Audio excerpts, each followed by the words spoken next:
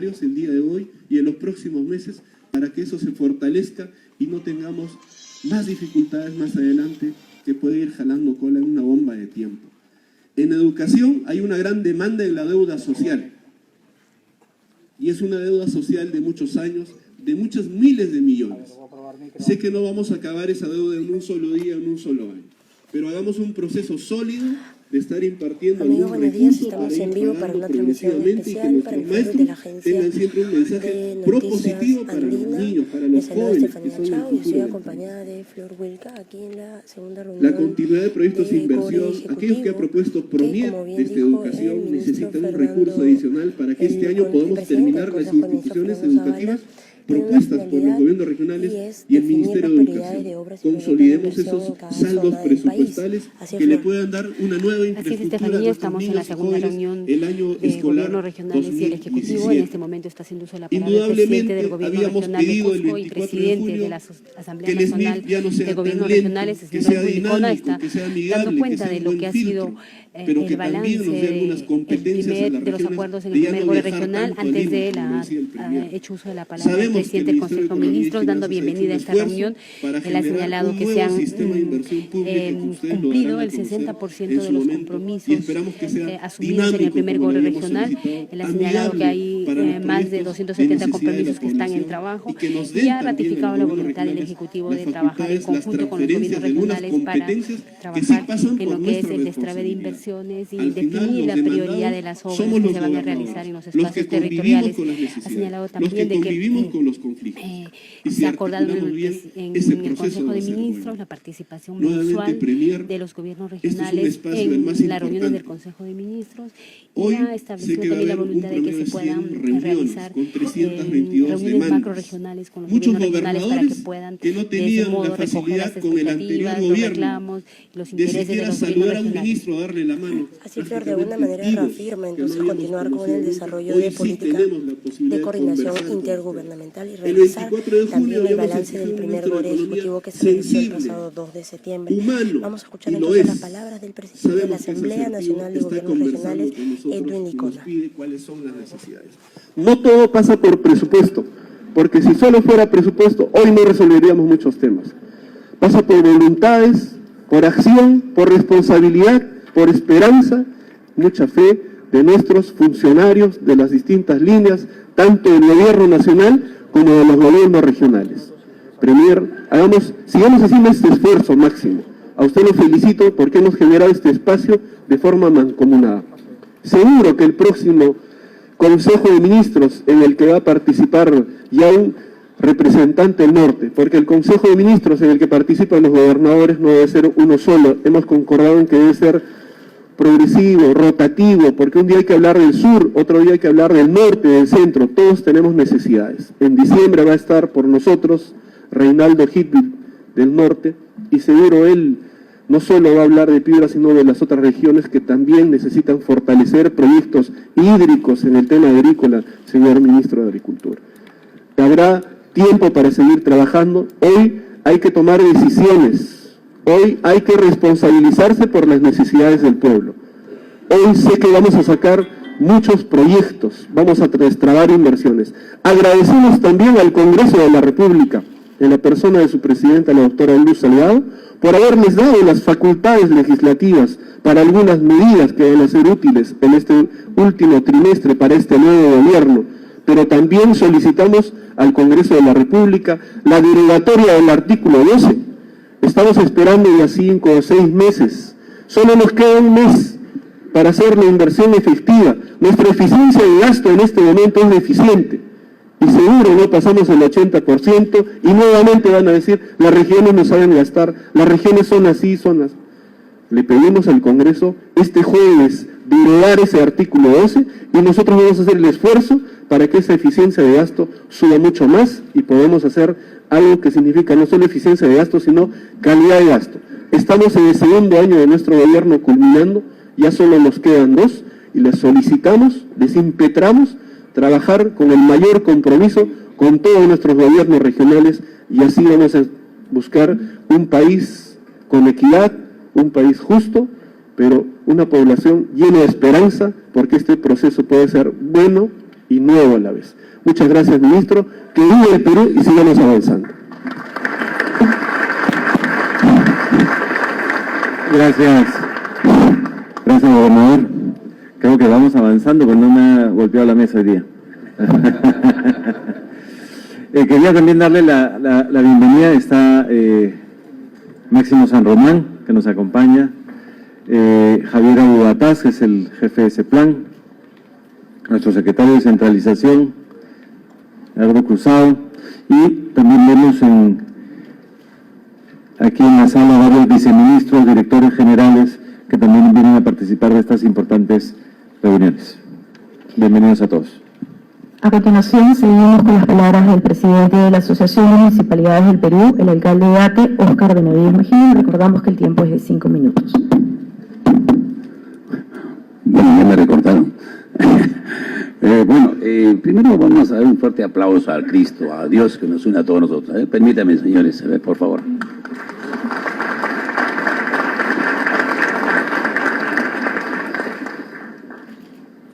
Señor presidente del Consejo de Ministros, Fernando Zavala, el ingeniero Martín Vizcarra, el ministro de Transportes, señores ministros que nos acompañan, los señores gobernadores regionales del país, y señoras y señores. En mi condición de presidente del Consejo Directivo de la Asociación de Municipalidades del Perú, AMPE, entidad que representa a los gobiernos locales, provinciales y distritales del país, quiero agradecer la invitación que nos ha cruzado el señor presidente del Consejo de Ministros a participar en este DORE, o segundo DORE ejecutivo, justamente que nos permite ahora estar aquí trayendo la voz de los alcaldes. Permítanme, igualmente, señor Premier, ratificar nuestro pronunciamiento público que hicimos en forma conjunta los gobiernos subnacionales y ANGR, el AMPE, que representa la institucionalidad democrática descentralista de los pueblos de nuestro país, de optimizar la coordinación intergubernamental desarrollando herramientas de gestión de fortaleza de capacidades. Permítanme, la Asociación del Perú, ¿cuál es la misión? Asumir la representatividad de los gobiernos locales, promoviendo su desarrollo, competitividad, impulsando un gobierno abierto, eficiente, transparente, que garantice la presentación del servicio público de calidad en armonía con las políticas públicas del Plan Bicentenario de 2021, orientando a mejorar la calidad de vida de las ciudades, haciendo incidencia política del proceso de descentralización, articulación intergubernamental que contribuyen al fomento de ciudades modernas, sostenibles.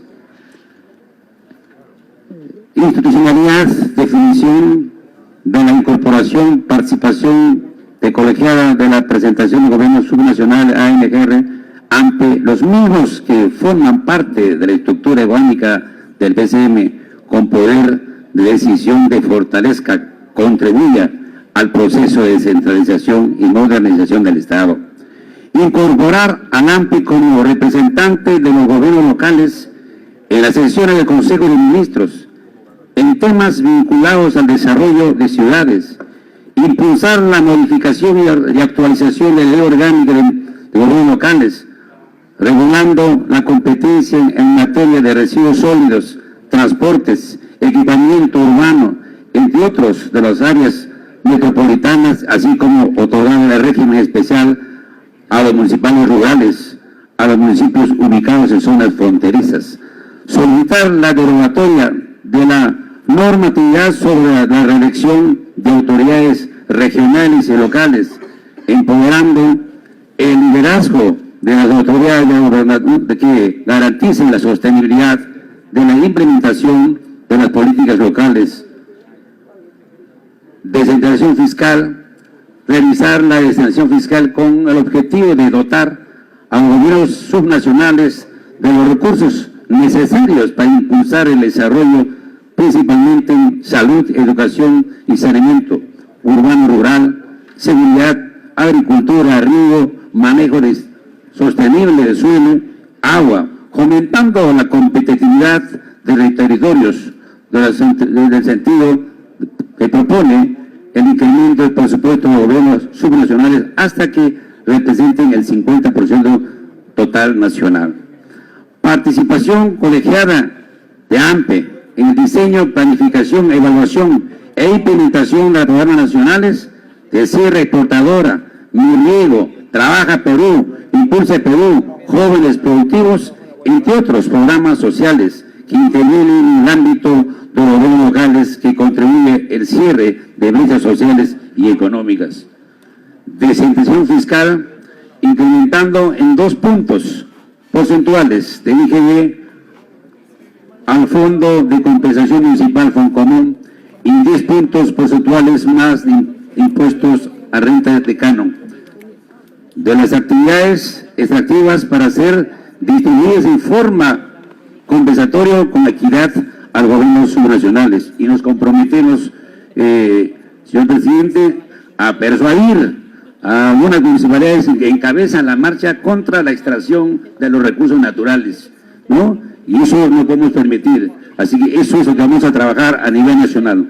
Transferencia oportuna de recursos de los presupuestos institucionales de apertura PIA para la implementación de programas presupuestales y programas sociales de los gobiernos locales, manteniendo la rectoría, supervisión del sector correspondiente, así como la evaluación de indicadores que permitan medir los resultados en cuanto a mejorar las condiciones de vida de población, ejemplo de formulación. Significa, el señor Premier, estos incentivos nos va a permitir para no recibir dinero así por así, sino que los municipios van a competir justamente como el centro. Ahí creo que hay 1.000 millones de soles, quisiéramos que se duplique eso para que los municipios participen justamente de acuerdo, casualmente su administración, de acuerdo a su preocupación, de acuerdo justamente al resultado que hace el manejo de la corporación.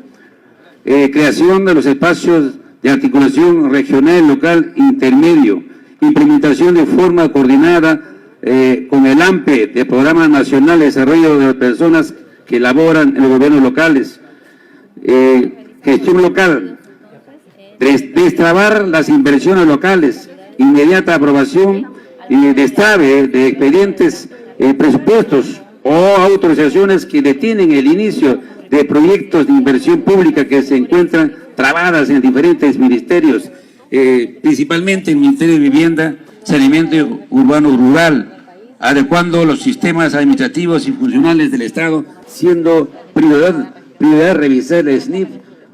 Gracias, señor presidente.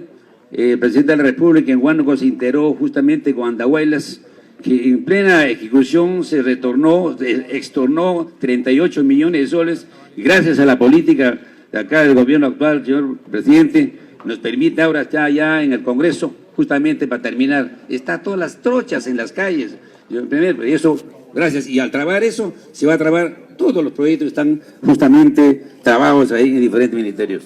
Fortalecer la conducción política de los alcaldes con respecto a la seguridad ciudadana. No nos corremos, señor presidente, no nos corremos, asumimos nuestra responsabilidad, no como presidente del CODISEC, el Comité de la Seguridad Ciudadana Estatal, lo que estamos coordinando con el señor ministro ahora, justamente para seguir haciendo el patrullaje integrado. Ahí estamos, y seguramente pronto recibirán los gobiernos locales la ayuda necesaria para tratar de poner la camiseta y detener este flagelo que está avanzando. Yo creo que ahí voy a terminar unas palabras, señor primer ministro. Creo que es importante reconocer el trabajo que está haciendo el gobierno actual. Era un compromiso justamente aquella vez cuando llevamos nosotros el Congreso en el Hotel del Pueblo, como alcalde, perdón, como presidente todavía como candidato, ¿no? Fue un golazo ese día que se ofreció y están cumpliendo. Y ahora luego en la cumbre del Cusco también firmamos un compromiso de la cumbre. El presidente estaba el presidente y también el vicepresidente, los dos a la plancha. Así que creo que es importante seguir trabajando. El señor Premier, nos ponemos la camiseta nosotros como gobierno locales, acá hay una diferencia. Atrás de mí no hay ni un partido político. Al contrario, estamos rogando los 130 congresistas, los 25 presidentes regionales, los 1.857 municipios provinciales y estatales, nos ponemos la camiseta y trabajamos por el desarrollo de nuestro país. Muchas gracias.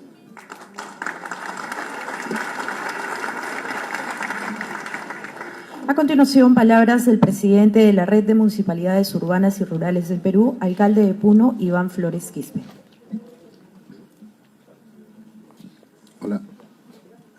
Muy buenos días, doctor Fernando Zavala, primer ministro, señor vicepresidente, señores ministros de Estado, señoras y señores. La Red de Municipalidades Rurales y Urbanos del Perú representa y aglutina a las municipalidades más pequeñas, a las municipalidades más alejadas del país, aquellas que en el Perú profundo van desarrollando también liderazgo y van proponiendo políticas de gestión pública que fortalezcan y permitan también que el gobierno central pueda asumir las buenas prácticas que se realizan en estas municipalidades pequeñas. Nosotros partimos porque como municipalidades pequeñas lo que queremos es mostrar una agenda de propuesta prioritaria desde la perspectiva municipal para fortalecer a nuestro país y a nuestro gobierno central. Y no dejamos de soñar en ese proceso tan ansiado para los pueblos más alejados del Perú, cuál es la descentralización. Esta descentralización debe permitirnos no solamente que sea administrativa, sino fundamentalmente económica. El año pasado hemos sufrido un recorte presupuestal muy fuerte. Aproximadamente el 75% del presupuesto nacional lo tienen todavía los ministerios en el nivel central. Prácticamente ha pasado una recentralización. Las municipalidades hemos llegado apenas al 10.7% y sumado con el gobierno regional hemos llegado al 25% y un poco más del presupuesto nacional. Entonces, la preocupación mayor va en ese sentido. En la medida que los gobiernos locales no tengan presupuesto y no se siga descentralizando, nos estamos convirtiendo en tramitadores, y perdónenme la palabra, tocando las puertas de todos los ministerios para que nuestros proyectos sean financiados. Dejamos las acciones que debemos de realizar en nuestras municipalidades, el liderazgo político, el liderazgo organizacional que debemos tomar en nuestros pueblos, lo dejamos para venir a la capital. Y entonces cuando venimos a la capital, 1, 2, 3 días, y entonces nuestro pueblo nos reclama y nos dice, ¿por qué viaja tanto a la capital? No quiere ser alcalde de nuestro pueblo. Por eso es que nosotros les pedimos a que continuemos con esta política de descentralización y fortalezcamos la Secretaría de Descentralización. Me gustaría mucho cómo volver a aquellos años donde el Consejo Nacional de Descentralización era una entidad fuerte, donde los que estamos fuera del eje centralista podíamos tocar la puerta y acudir. Pero no solamente nosotros demandamos desde la REMURPE, sino también queremos proponer, por ejemplo, en cuanto a competencias municipales, es importante que se precise ya de una vez por todas las funciones que deba cumplir el gobierno central, los ministerios, los gobiernos regionales y los gobiernos locales, provinciales y distritales. Por ejemplo, a nosotros la demanda nos viene, ejemplo, en el tema de educación. Un alcalde de un distrito tiene que construir, si es que falta infraestructura para una escuela, la infraestructura. Falta equipamiento, tiene que comprar. Incluso si falta maestros, tiene que contratar. Entonces, ¿cuál es nuestro rol como municipalidad distrital, como municipalidad provincial? ¿Y cuál es la responsabilidad que tiene el gobierno central para resolver ese tipo de problemas? Necesitamos precisar la delimitación de competencias entre los niveles de gobierno y a partir de ello actualizar y concordar con base en criterios de concurrencia y complementariedad intergubernamental las competencias y funciones por nivel de gobierno establecidas en la Constitución Política del Estado, la Ley de Bases de la Descentralización, la Ley Orgánica del Poder Ejecutivo, de Gobierno de Municipalidades y los locales. Queremos también hablar acerca de otro tema que nos preocupa mucho, las capacidades institucionales. Si bien es cierto que nosotros asumimos este rol de liderazgo local, no existe universidad, no existe una institución donde pueda formarnos académicamente y prepararnos para poder dirigir adecuadamente y continuar rápidamente con el desarrollo de nuestros pueblos. Por eso es que nosotros proponemos de que sea política de Estado, ¿no? que exista un programa de capacitación en aspectos básicos de gestión pública obligatorio para las municipalidades, para las autoridades municipales elegidas, o sea, alcaldes y regidores. Apenas pasan las elecciones, debiéramos tener una capacitación intensiva de 45 a 60 días mínimamente para que podamos tener claramente los objetivos nacionales, los objetivos regionales y los objetivos locales articulados rumbo al Bicentenario. Asimismo, también necesitamos que la implementación de la reforma del servicio civil a nivel local, ¿no?, establezca instrumentos de certificación de capacidades de funcionarios para acceder a principales cargos municipales. Es importante asegurar que tanto autoridades locales como funcionarios tengan una buena capacitación para que las acciones y los programas puedan implementarse adecuadamente.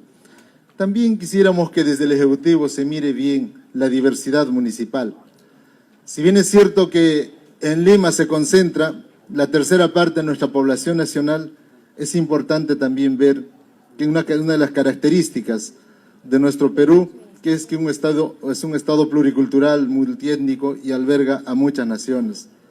O sea, nuestras realidades territoriales son distintas, por lo tanto deben adecuarse. Los criterios de evaluación, por ejemplo, de los proyectos, este SNIP que tanto daño nos hace, tiene un solo criterio, y ese criterio de repente ha sido trabajado en la capital de la República, que no responde a las necesidades de las municipalidades rurales.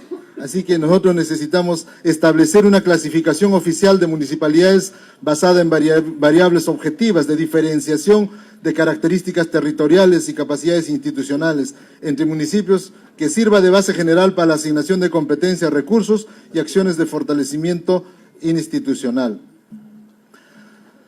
Hay que empezar a establecer un programa de apoyo efectivo al desarrollo local y mejora de cobertura de servicios básicos en municipios de frontera. Las municipalidades de frontera, sobre todo en la zona sur, no han sido atendidas según el régimen especial.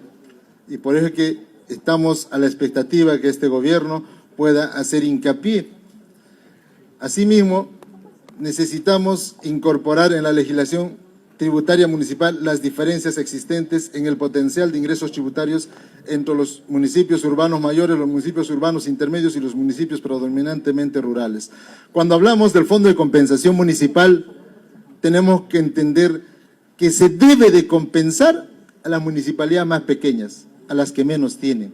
No es posible que en este país unitario tengamos 350 municipalidades que sobreviven con 8 UITs mensuales. Por eso es que nosotros pedimos de que exista una descentralización de recursos, porque frente a la caída del canon y la disminución del Foncomún, ¿no?, nosotros pedimos de que exista un incremento progresivo en 2 puntos adicionales del IGB, del impuesto de promoción municipal que financia el Foncomún. Y ello debe implicar revisar la propuesta de reducción del IGB planteada por el Poder Ejecutivo. Quisiéramos que ese 1% que se está planteando para reducir el IGB sea transferida en una primera etapa a las municipalidades, a los gobiernos locales. Asimismo, quiero terminar diciendo de que la articulación intergubernamental es fundamental. Si nosotros estamos divorciados entre el gobierno central, los gobiernos regionales, los gobiernos locales, sobre todo, incluso los distritales, no vamos a poder dar importantes avances hacia el desarrollo de nuestro país. Nosotros queremos que se fortalezcan las relaciones de cooperación entre municipalidades, tanto para fines de desarrollo local, a través de las mancomunidades, como también de representación a través de las asociaciones de municipalidades. Quisiéramos implementar, que el gobierno central implemente una política decidida de apoyo al fortalecimiento de las mancomunidades municipales, como instancias que impulsan a las municipalidades a compartir sus recursos y capacidades, facilitando sus registros en el CIAF y el SNIF, canalizando recursos para apoyar el financiamiento o cofinanciamiento de sus proyectos y posibilitando que puedan contar con equipos técnicos mínimos para gestionar los procesos necesarios para el logro de sus objetivos de desarrollo. Queremos finalmente, a nombre de los alcaldes rurales, fundamentalmente los alcaldes del Perú profundo, ser el nexo para aperturar espacios de diálogo con las autoridades y poblaciones locales, previo a la promoción de proyectos de inversión privada en el aprovechamiento de recursos naturales, para prevenir que reacciones negativas a los mismos cuando ya se otorgaron derechos de explotación o exploración puedan generar espacios o ambientes de conflicto. Antes de otorgar estas concesiones es preciso socializar y nosotros los alcaldes tenemos la obligación de hacerlo porque queremos evaluar qué beneficios vamos a tener con el desarrollo de estos proyectos. A nosotros los alcaldes nos ponen entre la espada y la pared. Se da una concesión determinada, el pueblo lo rechaza. Nosotros no podemos ser parte de ese rechazo. Nosotros queremos que haya inversión, nosotros queremos que haya desarrollo. Entonces lo que queremos es prevenir y buscar estos espacios de diálogo. A través de Remurpe queremos afirmar el compromiso de las autoridades municipales a las cuales representamos, la lucha contra la corrupción planteada por el presidente de la República, Pedro Pablo Kuczynski. Estamos totalmente de acuerdo y esperamos que todos los agremiados de las municipalidades seamos actores principales de este cambio. No porque una experiencia negativa haya habido, es que las municipalidades tengamos que ser denominados que somos corruptos, que no tenemos capacidad de gasto, etcétera. No es así. Las municipalidades en los lugares más recónditos del país también desarrollamos políticas públicas locales que creo que así como se tomó el presupuesto participativo que nació de una municipalidad pequeña y hoy en día es política nacional, se mire también los proyectos y las experiencias de buen gobierno local. Estamos para fortalecer nuestro país, somos patriotas y lo que queremos es un país fuerte, un país solidario, un país descentralizado, desde donde el último rincón, el pueblo, el distrito que existe en el último rincón del país, sienta y se siente bien peruano y bien atendido y se considera orgulloso de ser peruano y de ser parte del desarrollo de nuestro país. Muchas gracias.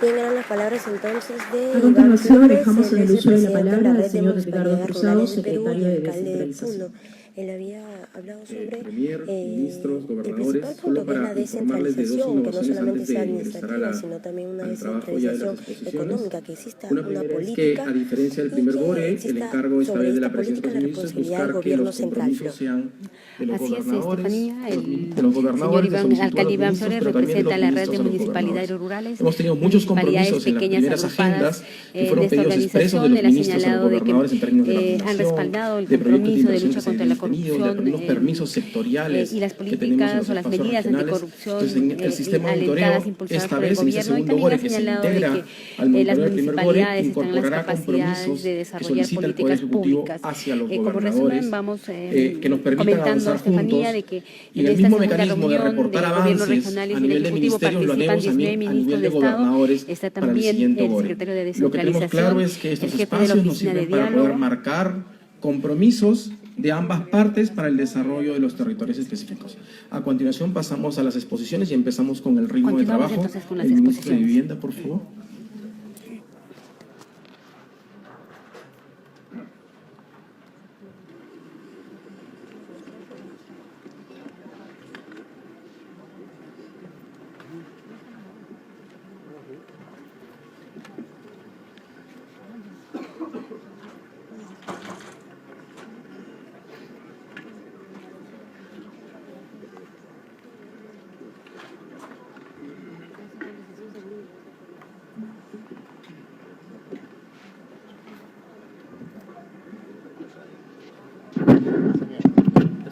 Muchas gracias, señor Premier, señores ministros, señores gobernadores regionales, alcaldes presentes. Voy a partir con lo último que mencionaba el presidente de Remurpe. El agua y saneamiento, resolver el problema de agua y saneamiento en el país requiere el compromiso de todos. Gobierno nacional, gobierno regional y gobiernos locales. Desde la municipalidad más pequeña hacia la más grande, los gobernadores regionales y el gobierno nacional tenemos la responsabilidad de trabajar juntos para resolver este problema. Comencemos dando una mirada muy rápida al diagnóstico. ¿Cómo se encuentra el país en términos de agua y saneamiento? Tenemos casi 4 millones de peruanos sin acceso al agua potable, casi 9 millones de peruanos sin acceso al alcantarillado.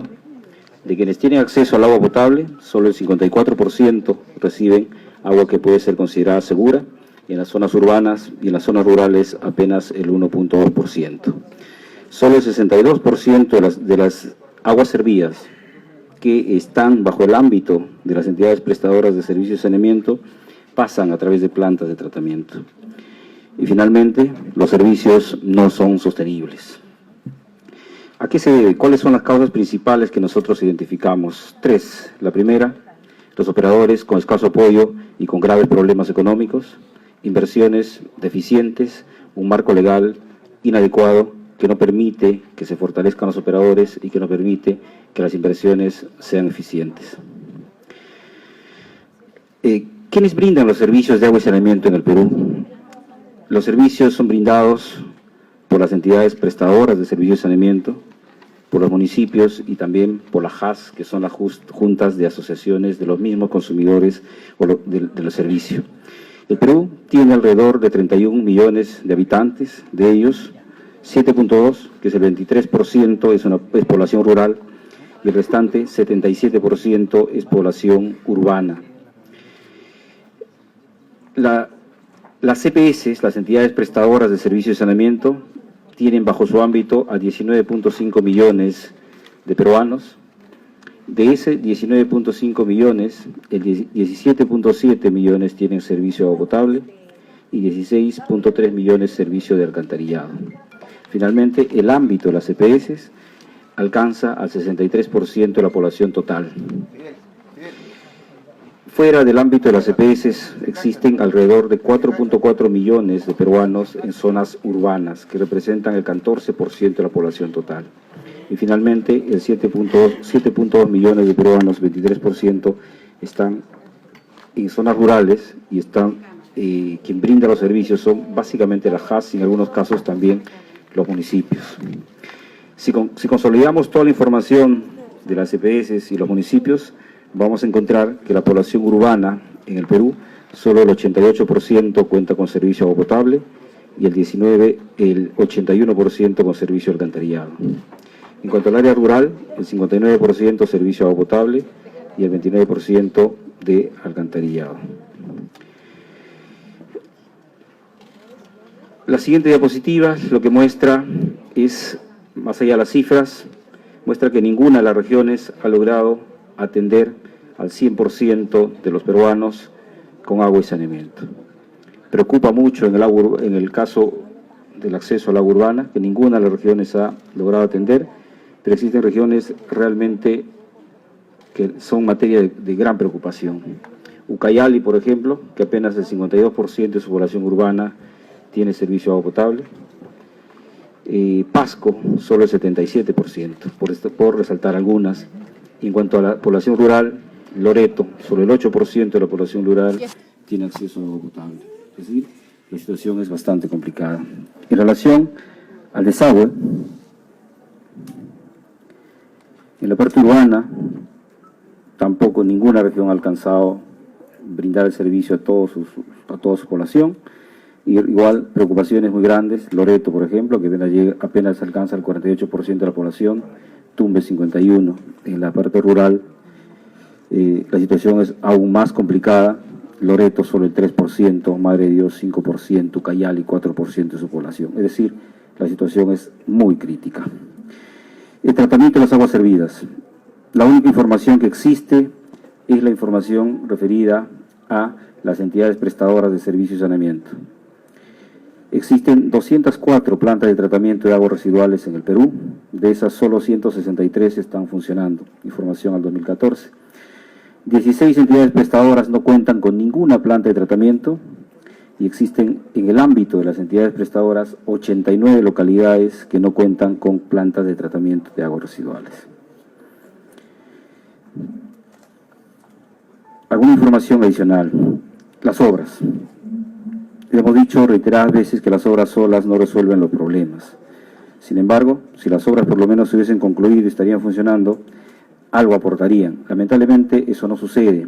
Y en el país, solamente en obras que están financiadas por el gobierno central a través de transferencias a los gobiernos locales y regionales, tenemos casi 1.200 millones de soles que no están siendo utilizados porque las obras están paralizadas.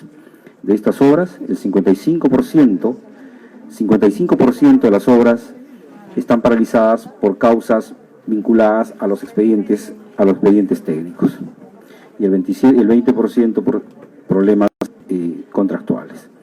Es una situación entonces bastante complicada, y si a eso sumamos lo que encontramos ya en los gobiernos regionales y locales con proyectos paralizados pero financiados por los mismos gobiernos subnacionales, la situación es aún más complicada.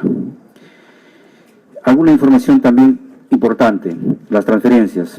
El gobierno central entre los años 2011 y 2016 ha transferido a los gobiernos locales y gobiernos regionales 11.600 millones de soles. De ellos, solo el 57%, que alcanza 6.600 millones, han sido ejecutados. La diferencia probablemente son recursos que ya regresaron al Tesoro dependiendo cuál sea la fuente de financiamiento. Es decir, hay un problema también de ejecución de gasto. ¿Cómo se han distribuido los recursos a los gobiernos regionales? En la diapositiva mostramos que entre los años 2011 y 2016 los recursos han sido distribuidos conforme iban llegando los requerimientos, conforme los proyectos se iban presentando y conforme estos iban superando las previsiones de calidad, pues se han ido asignando los presupuestos. Y eso ha llevado a que las transferencias no respondan a las necesidades reales de las regiones, sino, reitero, los presupuestos vayan a quien llega primero y a quien logra que sus proyectos sean aprobados.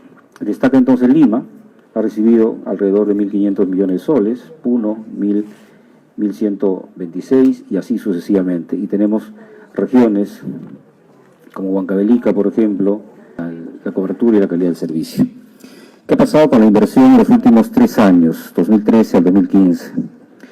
Del total de gastos de inversión del Estado ha habido un decrecimiento del 12 al 11 y el 2015 solo el 9% del presupuesto de inversiones correspondía a agua y saneamiento.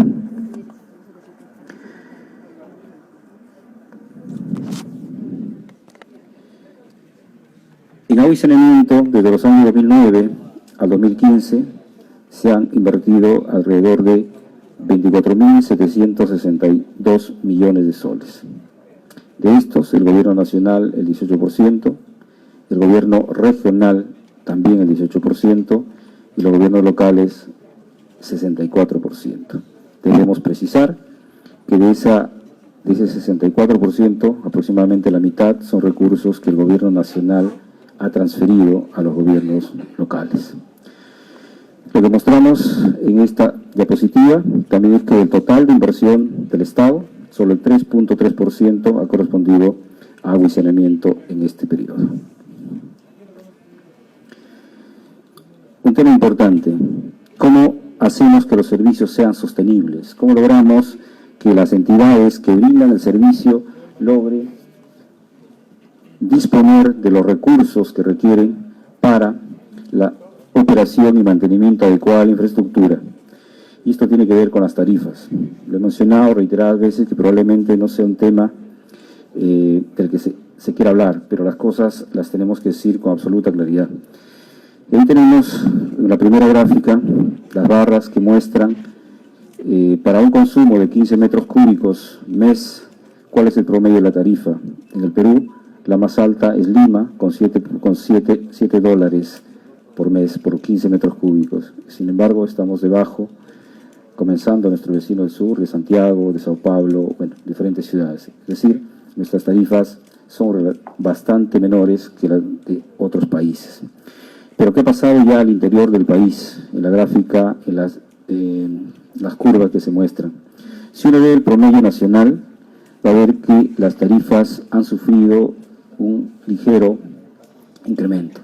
Sin embargo, cuando salimos del promedio y vemos a las empresas pequeñas, cuya curva es la línea amarilla, vamos a ver que las tarifas han disminuido.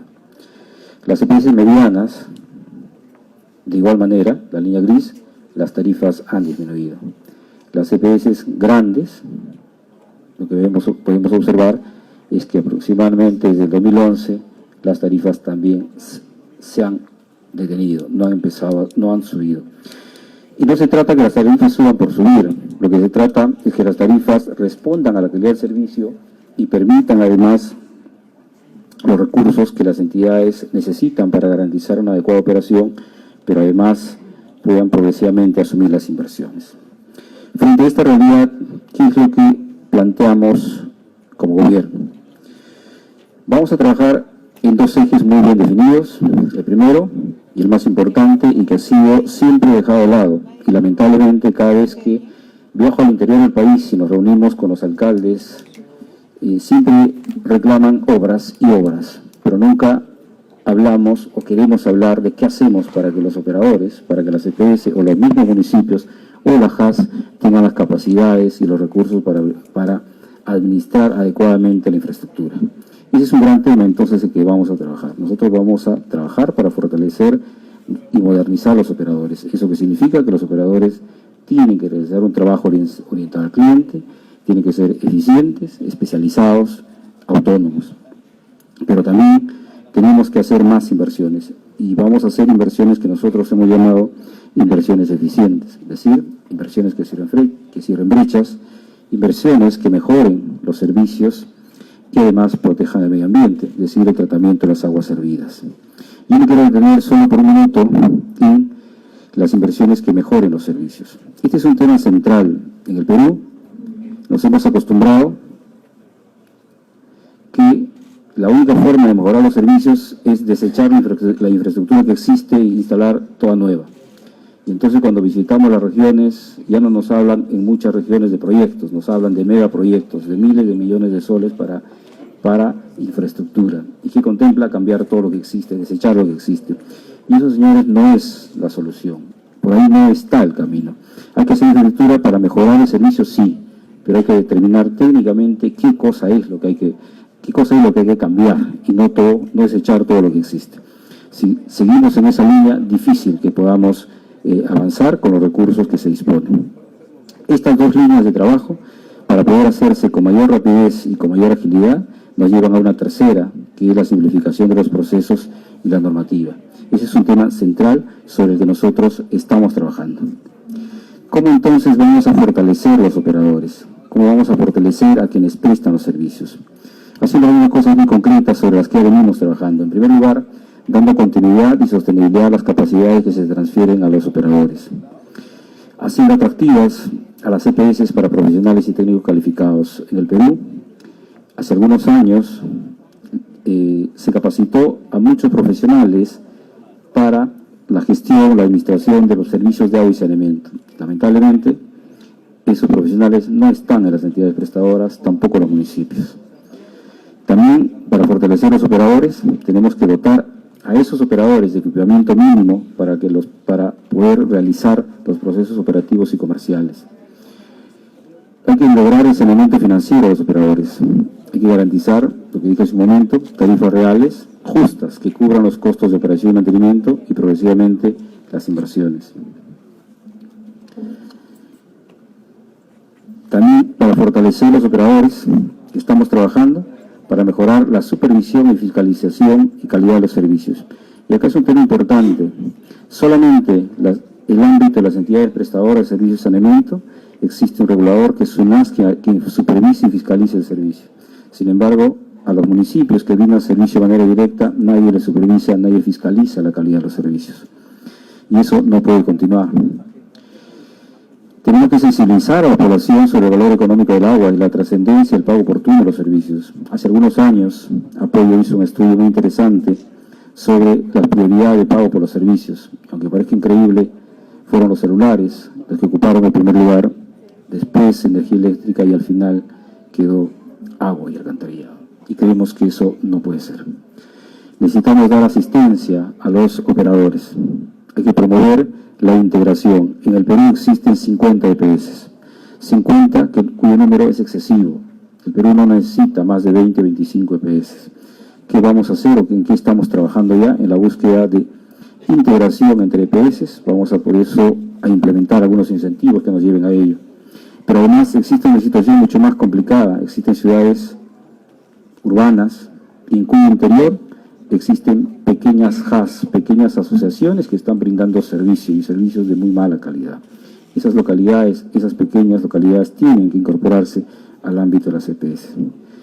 Otro aspecto importante para fortalecer a los operadores, hay que dar autonomía y las entidades tienen que manejarse como empresas. Lamentablemente, acá, y qué bueno que estén los representantes de los alcaldes, porque las empresas de agua y saneamiento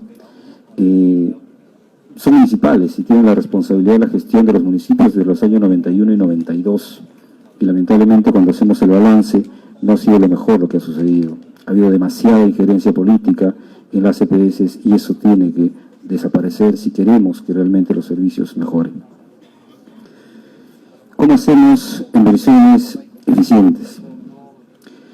Primero, como dijimos en su momento, las inversiones tienen que cerrar brechas, tienen que mejorar calidad del servicio, pero además tienen que proteger el medio ambiente.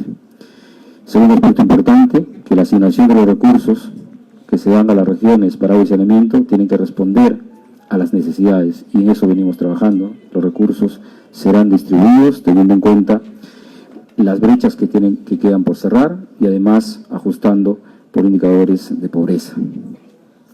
También necesitamos brindar asistencia técnica para la formación de proyectos y para ejecución y puesta en funcionamiento de las obras. Por esto, el Ministerio de Vivienda, a partir del próximo año, tendrá oficinas desconcentradas en todas las regiones, de tal manera que se haga efectivo ese trabajo de asistir a los alcaldes, asistir a las APS y a los gobernadores regionales en la formulación de proyectos de agua y saneamiento. También tenemos que trabajar para garantizar la transparencia y la transparencia y la vigilancia ciudadana en el uso de los recursos del Estado.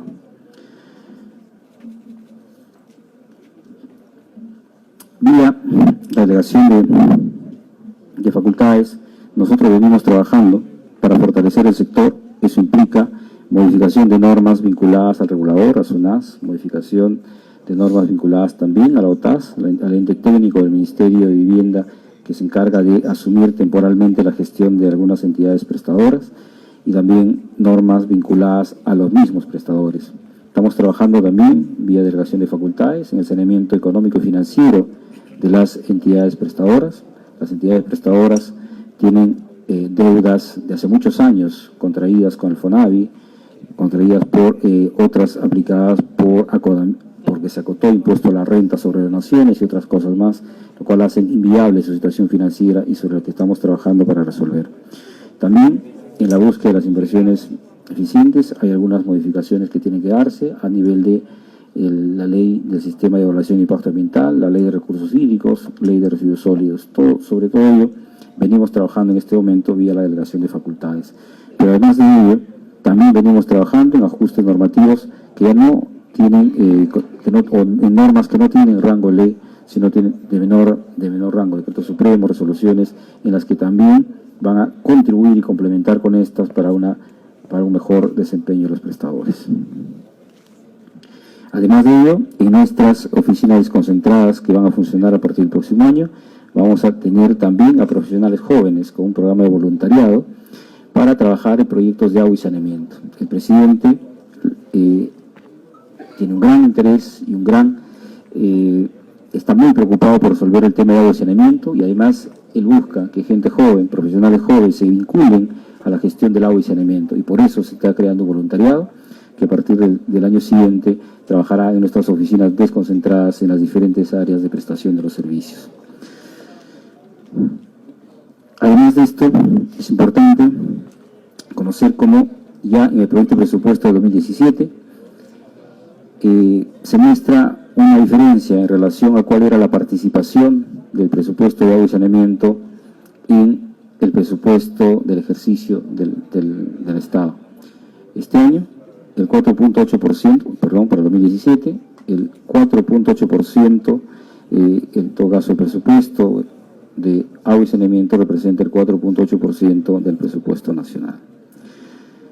Alguna información adicional respecto al presupuesto 2017, el presupuesto del sector alcanza a 6.780 millones de soles, de los cuales 6.200 millones corresponden a gastos de capital, que representa casi el 92%, 91.5% del total del presupuesto. De este presupuesto, para saneamiento, 4.997 millones de soles, que casi es el 74%, vivienda y vivienda el 24% y otros 2%.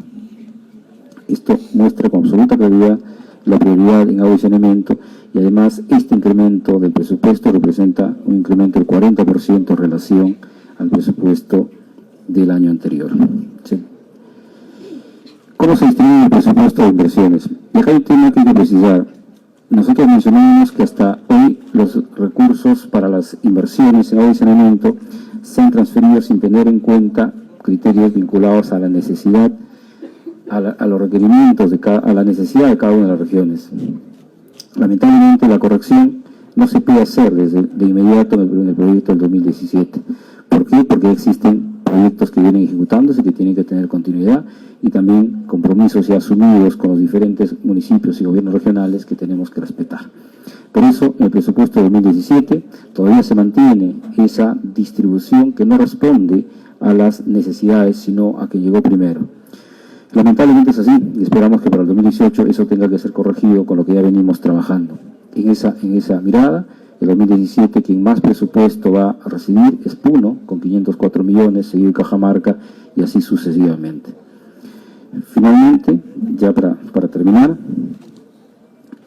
el presupuesto de agua y saneamiento, solamente el de agua y saneamiento, el 61%, que equivale a casi 3.000 millones de soles, es presupuesto de continuidad, es decir, proyectos que ya se vienen ejecutando, a los que simplemente se tienen que asignar los recursos y transferir hacia los gobiernos locales y regionales.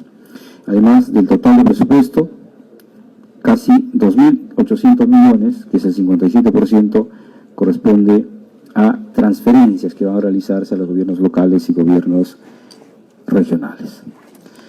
Nosotros hemos sostenido que el Ministerio de Vivienda no va a ser más ejecutor, sino gestor de proyectos, y esto progresivamente nos llevará entonces que esas transferencias se vayan incrementando.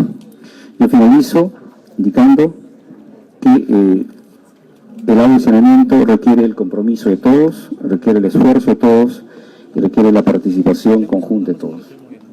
Espero que en lo sucesivo no solo hablemos, como dije hace un momento, de obras, sino también hablemos de la necesidad de que los operadores tengan las capacidades y las competencias para poder administrar los servicios. Muchas gracias.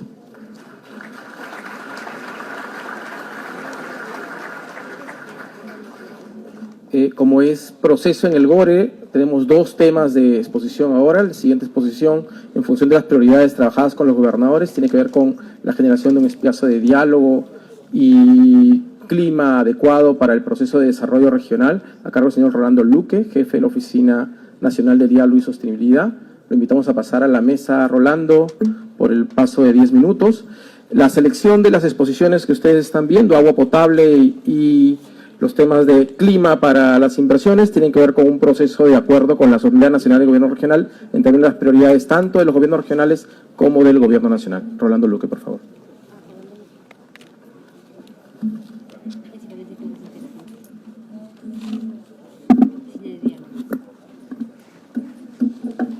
Muy buenos días a todos. Un saludo especial al presidente del Consejo de Ministros, a los ministros, a los gobernadores regionales, a la gobernadora regional de Arequipa y a todos los presentes. Muchas gracias por incluir este tema en el programa.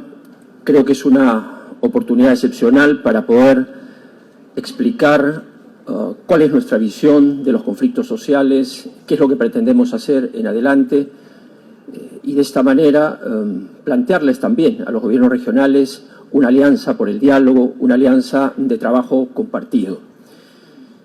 Para que una política institucional tenga una cierta solidez es necesario partir de algunas premisas conceptuales que nos parecen claves. En primer lugar,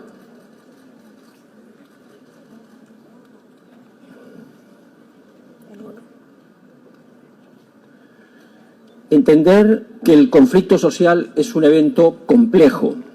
Es decir, aquí no caben soluciones simples frente a circunstancias que tienen muchos actores, el Estado, las empresas, las organizaciones sociales y dentro de ellas una multiplicidad de actores que participan, que en algún momento están unidos, en otro momento desunidos. Lo que prima allí, en gran parte, es la incertidumbre en el movimiento de las intenciones de los actores. Pero la complejidad en realidad se revela en relación a las relaciones que tienen entre ellos y a la dinámica que le van imprimiendo progresivamente al conflicto. Hay, por supuesto, también una dimensión subjetiva en el conflicto, donde las emociones de preocupación, de indignación, de frustración están presentes y preceden además al escalamiento físico del conflicto. Es decir, antes de que se produzca un hecho de violencia, una confrontación con la policía, por ejemplo, hay un cambio en el estado de ánimo, un cambio en la actitud de los actores que protagonizan los conflictos sociales. Frente a esa circunstancia de complejidad, lo que corresponde es una respuesta sistémica, generar una infraestructura de paz basado fundamentalmente en la prevención y el diálogo. Eso es lo que deseamos desarrollar como esquema general. De esa manera evitaremos ceder a las explicaciones de conspiración política o de chantaje económico o de reducir el conflicto social a un evento de disturbios. Pueda que algunas de estas cosas se presenten en alguno de los conflictos, pero no son la explicación que está detrás de la conflictividad. Hay problemas reales y esos problemas reales tienen que ser comprendidos por el Estado, por las empresas y por los propios miembros de las organizaciones sociales. En segundo lugar, debemos mostrar también desde el primer momento una convicción fuerte en el diálogo. Hace poco, en una investigación que hicimos cuando yo trabajaba en la Defensoría del Pueblo, preguntamos, en una encuesta hecha por la Universidad Católica, a los ciudadanos sobre cultura de diálogo, y la respuesta fue en verdad esperanzadora. La gente respondió mayoritariamente que estaba dispuesta a resolver sus problemas a través del diálogo, pero también insinuaba que no sabía muy bien cómo hacerlo y que esperaba además que sus autoridades les pudieran marcar la pauta, marcar la línea, y también que fueran mucho más dialogantes de lo que ellos percibían que hasta el momento lo eran. Esta es una buena noticia porque tenemos al actor social persuadido de que debe usar los canales pacíficos, colaborativos para resolver problemas. Probablemente esta sea un primer efecto benéfico de 16 años de democracia continua. De modo que la convicción del diálogo se tiene que revelar en acciones oportunas, en generar espacios de diálogo en el primer momento, en no estar dudando frente al diálogo mientras se desarrollan estrategias para dividir, estrategias para empapelar o estrategias simplemente de represión. La prevención es la palabra clave, ahí no hay ninguna duda. Sin embargo, prevenir no es una tarea sencilla, menos aún en un país como el nuestro, tan diverso, con dificultades de accesibilidad y con poca organización para poder captar la información de calidad que se necesita. Prevenir es anticiparse lo más que se pueda para poder conducir el conflicto, no enfrentarlo, no bloquearlo, porque el conflicto no es una patología social que hay que curar, es una manifestación natural de las sociedades y por consiguiente requiere ser conducido por la vía del diálogo en el marco de la ley, acercando respuestas técnicas a los problemas, y todo eso es posible porque cada vez observo a lo largo de estos 13 años de experiencia que las dirigencias son cada vez más prácticas, requieren respuestas y cuando las obtienen voltean la página. Nadie está estirando el conflicto por razones políticas, excepto en algunos casos donde algunas minorías pretenden controlar el conflicto, encaramarse en su conducción ya por unas razones totalmente distintas e incluso contrarias a los intereses que originalmente animaron a las poblaciones a salir a protestar. El diálogo, y esto es bien importante, no sustituye el funcionamiento regular del Estado. Cada problema en el Estado tiene un procedimiento, una competencia y una autoridad para ser resuelto. Lo que ocurre en estados como el nuestro, que todavía tienen debilidades y precariedades, es que muchos de estos conflictos no son absorbidos por estos procedimientos, ni por los administrativos, ni por los jurisdiccionales, ni por los constitucionales, e incluso ni siquiera por las prácticas políticas, porque si hay un actor fundamental en la democracia que está ausente en la conflictividad social, son los partidos políticos. Y si lo están, son solamente de un sector y para animar más bien la protesta, pero no están allí como el canal que se necesita para, a través de ellos, poder hacer llegar a la representación legislativa, al Poder Ejecutivo, a los gobiernos regionales y locales, las demandas que plantea la población. Además que pretender reemplazar a través del diálogo a las instituciones, al final de cuentas, termina golpeando a las propias instituciones. De manera que no hay una institucionalidad paralela, hay una sola institucionalidad. Los procesos de diálogo vienen en auxilio de esta debilidad todavía, de esta institucionalidad todavía débil. Y finalmente, concertación para el desarrollo. Yo calculo que, de acuerdo a las cifras de la Oficina Nacional de Diálogo, un 70% de los conflictos sociales tienen que ver con el desarrollo de actividades económicas. Otra parte, se nota claramente que son demandas de respeto, de reconocimiento. No todo se reduce a números y a pretensiones económicas. Las hay, están presentes, pero también hay una necesidad de reconocimiento. Y allí donde se viven más bien experiencias de menosprecio, ese menosprecio funciona como un combustible para acelerar el conflicto social. Allí, desde luego, hay que plantear una aproximación mayor entre el Estado, las comunidades, la empresa, pensando en el mediano, largo plazo, en las vocaciones productivas que tienen las comunidades, en su necesidad de entrar en los circuitos económicos modernos y competir, pero para lo cual requerirán elevar sus estándares de educación, tener a la mano mejor infraestructura, prestaciones de salud, etcétera.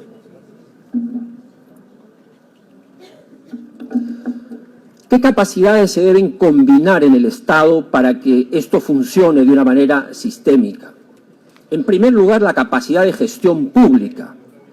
Los problemas, a través de las vías administrativas, llegan a la gestión pública.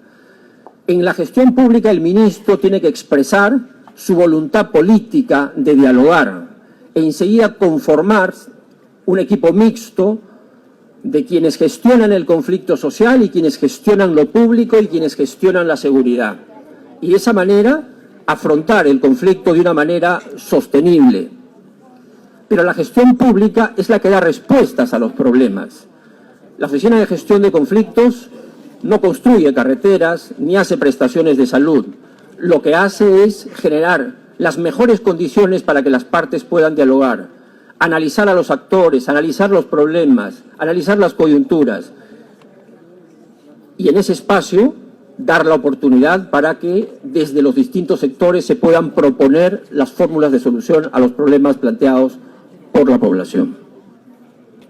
La segunda gran gestión es justamente la gestión de los conflictos sociales. Hay una experiencia ganada ya en la Oficina Nacional de Diálogo y en los antecedentes de esta oficina que vienen desde el 2004-2005, cuando se creó la primera unidad de prevención de conflictos sociales, de manera que esa experiencia requiere ser fortalecida, reforzada, con nuevos instrumentos de trabajo, una nueva estrategia, afinar algunos conceptos fundamentales. Hay quienes menosprecian la teoría y menosprecian los conceptos. Yo creo exactamente al revés, que un mal concepto es un error estratégico que va a tener consecuencias en la forma de actuar y por eso tenemos que ser muy cuidadosos en qué conceptos son finalmente los que van a sustentar el trabajo de la Oficina Nacional de Diálogo. Y es muy importante la gestión de la seguridad y lo denomino de esa manera, porque se necesita una estrategia en la cual, para empezar, la Policía Nacional sea una policía especializada en intervención frente a acciones colectivas de protesta. No tenemos todavía una policía de ese nivel. Hemos propuesto, y lo digo cuando trabajaba en la Defensoría, elaboramos un informe sobre violencia en los conflictos sociales y dijimos, es muy importante contar con una ley de uso de la fuerza. Ya la tenemos desde el año pasado y tiene un reglamento, y yo creo que es una buena ley, con los estándares internacionales fijados por Naciones Unidas. Necesitamos capacitar al personal, tanto en oficiales como suboficiales. De eso se ha hecho poco todavía. Existe una directiva sobre conflictos sociales muy general, y en las reuniones que suelo tener, y esto es con cierta frecuencia con la Policía Nacional, yo les digo claramente, ustedes no resuelven conflictos, pero sí están obligados a comprenderlos, porque un plan de operaciones de restablecimiento del orden público debe considerar información de las oficinas de conflictos. Solo de esa manera se entenderá esa complejidad a la que me refería en mis palabras iniciales. Porque si no hay eso, estamos reduciendo el conflicto a una operación de represión. Despéjame la vía, esa es la orden, pero despejar la vía, y ha habido un trabajo de inteligencia previo, ha habido una apreciación situacional de qué trata este conflicto, qué grado de enardecimiento tienen, van a ofrecer resistencia, no van a ofrecer resistencia, por dónde marcha, hay un proceso de diálogo en marcha, debemos entrar con la policía cuando hay de por medio un proceso de diálogo. Son muchas preguntas que seguramente nos las iremos contestando en la medida que mantengamos una relación con el Ministerio del Interior y con la propia Policía Nacional. ¿Cuántos casos se han registrado hasta el momento de conflictos sociales? De acuerdo a las cifras de la Oficina Nacional de Diálogo, son 161 conflictos, de los cuales el mayor número se encuentra en Ancash, Junín, Cajamarca, Cusco, Loreto, Piura. Estas cifras son más o menos distintas a las cifras que presenta mes a mes la Defensoría del Pueblo. Y la explicación está en que el registro de los datos en la Oficina Nacional de Diálogo no incluye conflictos comunales, conflictos electorales, no incluye conflictos que tienen que ver con asuntos de gobierno local. Sin embargo, en muchos casos, la Oficina Nacional de Diálogo se ve también involucrada en la resolución de ese tipo de casos. Pero principalmente su ámbito de trabajo, y al que debería prestarle la mayor atención, son todos los conflictos que tienen que ver con las competencias del Poder Ejecutivo. Y desde allí impulsar el trabajo, coordinar el trabajo con gobiernos regionales y locales, cada quien con sus propios conflictos. Las mesas de diálogo, como he dicho, o los procesos de diálogo, han sido la respuesta casi de urgencia a la que te has tenido que recurrir, porque el funcionamiento del Estado regular no está todavía a la altura de las expectativas. Y lo que tenemos son 109 mesas de diálogo o procesos de diálogo. 14 son mesas de desarrollo, 89 son mesas de diálogo propiamente dichas, y 6 mesas técnicas. En el caso de las primeras, la agenda es mucho más amplia, se tratan temas de mediano o largo plazo que tienen que ver con obras de desarrollo, etcétera. Las mesas de diálogo están creadas principalmente para atender las causas inmediatas de un conflicto, estabilizar la situación y sacar soluciones y actas con acuerdos. Y las mesas técnicas están referidas específicamente a asuntos ambientales, por ejemplo. En pocos días va a la cuenca de Llalimayo un equipo para hacer una inspección en el lugar sobre la posible contaminación de esta cuenca, y enseguida eso dará lugar a la creación de una mesa técnica. Pero además del trato caso por caso de los conflictos sociales, que es lo que hacemos con cierta frecuencia, conviene dar un paso entre centros poblados, distritos, entre distintos actores, y eso se ve solamente si uno tiene una mirada un poco más amplia que vaya más allá de lo que en las jurisdicciones de cada organización existe. Y ese es el caso Braem, por ejemplo, que tiene su propia complejidad, ¿no es cierto?, donde hay elementos que tienen que ver con el narcotráfico, con la subsistencia de Sendero Luminoso, con niveles de pobreza, etc. Igualmente, observamos esto en el caso del corredor económico del sur, donde hay una presencia nutrida de compañías mineras y de organizaciones sociales que continuamente están planteando reivindicaciones o que hacen manifestaciones públicas, y eso se extiende hasta Moquegua y Tacna, donde también hay yacimientos mineros en explotación. Y el siguiente caso es el de la zona amazónica, que comprende muchas regiones que están parcialmente aisladas, pero donde la agenda histórica está claramente por el lado de los pueblos indígenas, sobre temas de titulación de tierra, proyectos de desarrollo, educación, salud, interculturales, contaminación por pasivos ambientales, preocupaciones por su nivel de representación política.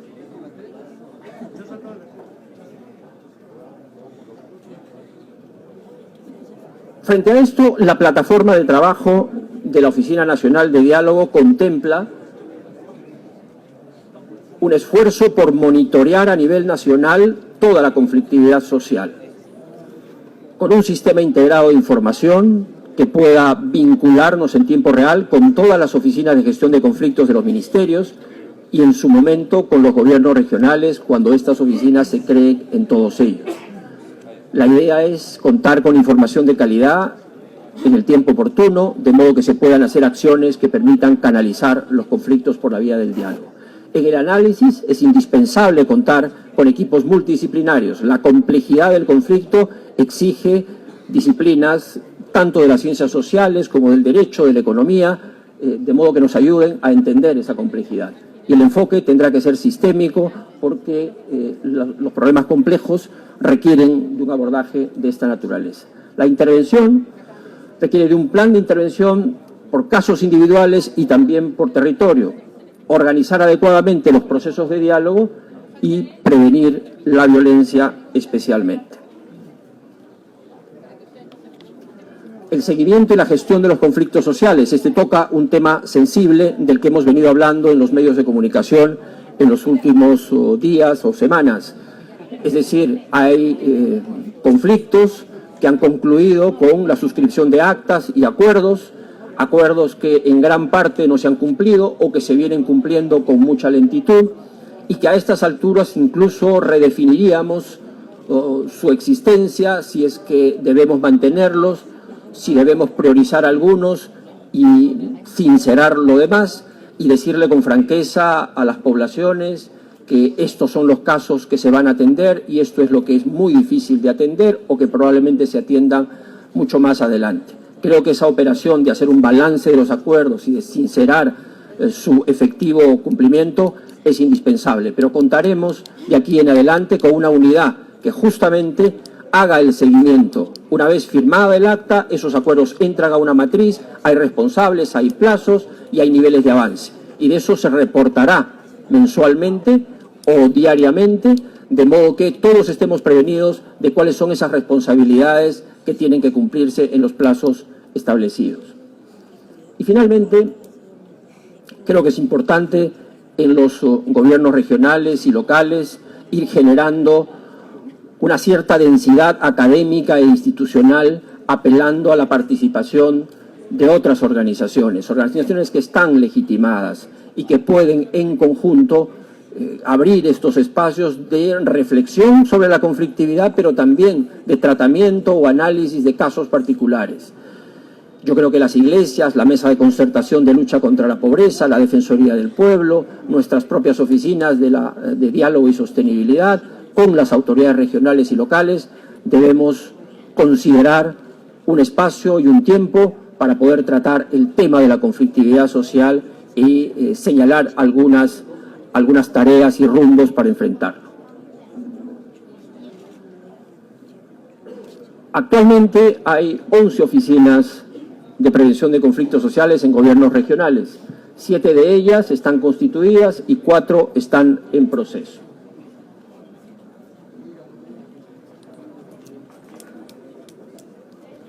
Finalmente,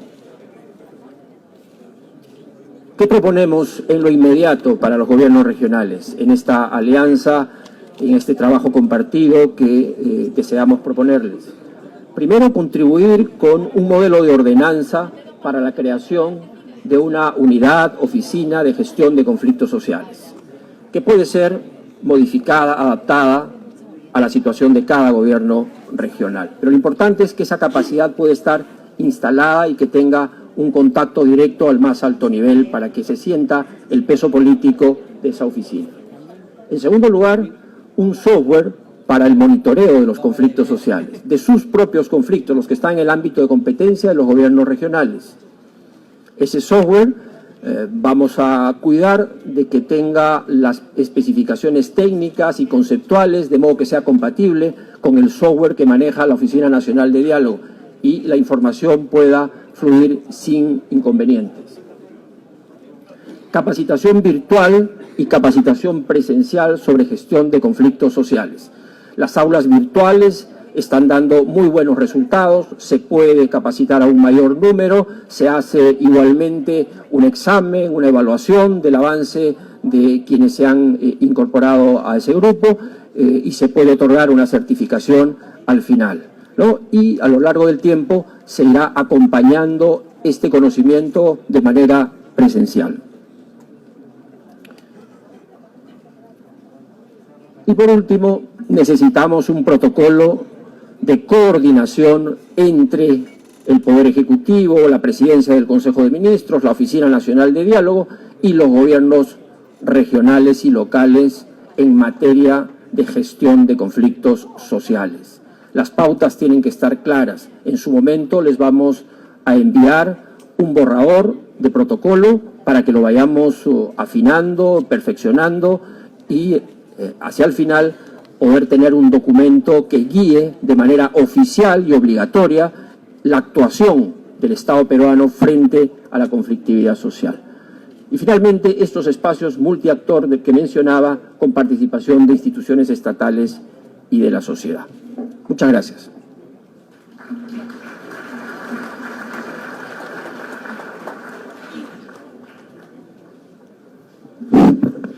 Debemos recordarle a todos los gobernadores regionales que dentro de sus carpetas ustedes tienen ese material, además de un USB, que es una carpeta desarrollada por CEPLAN que se llama Avances de la Política Entonces eran las Sectorial en el marco de la palabras de Política Rolando General Luque, del el jefe de la Gobierno oficina de diálogo, había hablado de la complejidad de este conflicto y que Estimados bueno, no gobernadores necesitan y ministros, soluciones muchas simples gracias por su por la atención. multiplicidad A de continuación actores se que existen iniciarán en las el reuniones mismo. Habló bilaterales. también de una respuesta Saliendo pueden sistémica encontrar basada en mucha prevención.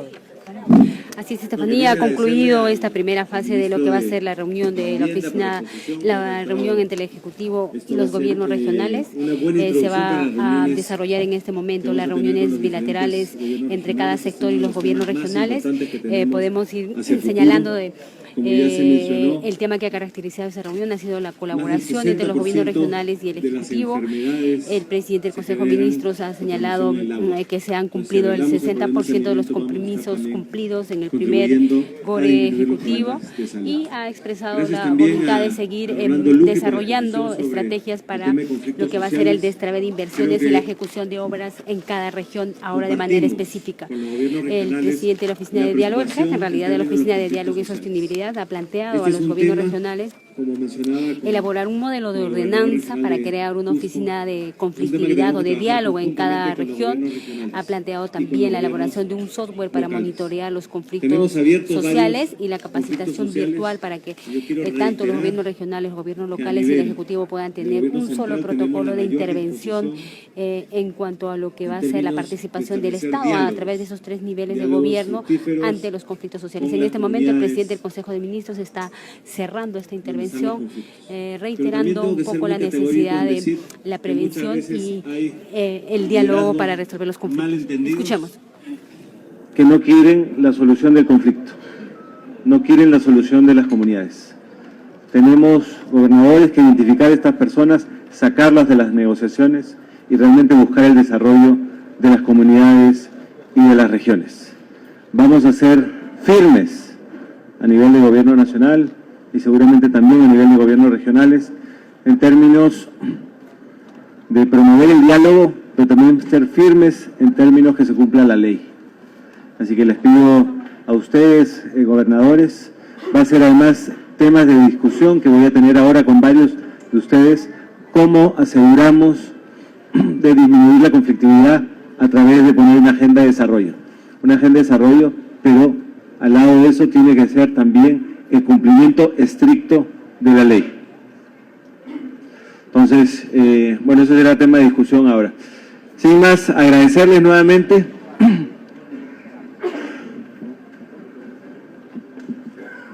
Sí, me recuerda aquí el gobernador regional, estamos los 26 gobernadores, así que gracias por esta asistencia.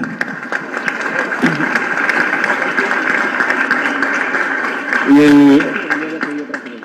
el gobernador me hace recordar que falta un ministro. Sin embargo, tengo que decirles que ya llegó, ya está esperando en las reuniones, él tenía una reunión más temprano con el presidente de la República y ya está listo para tener las reuniones con todos ustedes. Hoy tenemos una agenda larga, un bloque de reuniones bilaterales en la mañana, después el almuerzo de un segundo bloque, y mañana nos volvemos a ver en la presidencia ya con la presencia del presidente Kuczynski para las conclusiones y seguir conversando sobre esos temas que nos interesan tanto de desarrollo del país. Muchas gracias. Las palabras de Les cierre, recordamos que la entonces, foto del oficial presidente será el día del mañana Consejo del de Palacio de Ministros, Gobierno. Que tengan un Fernando día de excelente Zavala, trabajo. él ha ratificado la búsqueda de continuar con el desarrollo de una política de coordinación intergubernamental y también el trabajo entre todos los invitamos a las salas, Esto fue una transmisión en vivo saliendo la por la Noticias puerta del Andina. auditorio Vamos tenemos a 12 volver con salas. más información. Empezaremos en el orden que estaba establecido y correremos el tiempo Específicamente 30 minutos. Gracias por aproximarse a sus salas.